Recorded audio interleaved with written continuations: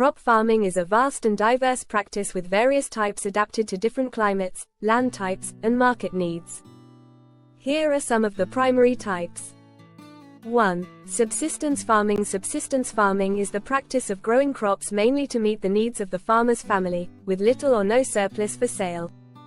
It's common in developing countries and typically involves small plots and traditional farming techniques. Farmers may cultivate a variety of crops like maize, beans, and vegetables to provide for their household's needs. 2. Commercial farming. Commercial farming, also called cash crop farming, focuses on growing crops primarily for sale and profit. It's often practiced on a large scale with the use of advanced machinery, chemicals, and technology to maximize yield and profitability. Crops such as wheat, corn, cotton, and soybeans are commonly grown in commercial farming. This type of farming often supplies both local and international markets. 3. Intensive farming. Intensive farming is a high-input, high-output method aimed at maximizing the yield from a small area of land. It typically involves using fertilizers, pesticides, and irrigation to boost production and may be applied to both subsistence and commercial farming. Crops that benefit from intensive farming include vegetables, fruits, and grains, especially in areas with limited land resources.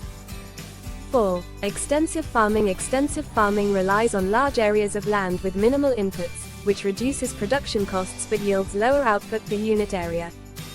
It's suitable for regions with ample land and often involves crops like wheat, barley, and other grains. This method is less reliant on fertilizers and pesticides compared to intensive farming, focusing instead on spreading production over a larger area. 5. Organic farming. Organic farming avoids synthetic chemicals and relies on natural methods such as composting, crop rotation, and biological pest control. It's popular among consumers seeking sustainable and health-conscious options, and organic crops like fruits, vegetables, and grains often command higher prices. Organic farming also benefits the environment by reducing chemical runoff and promoting soil health.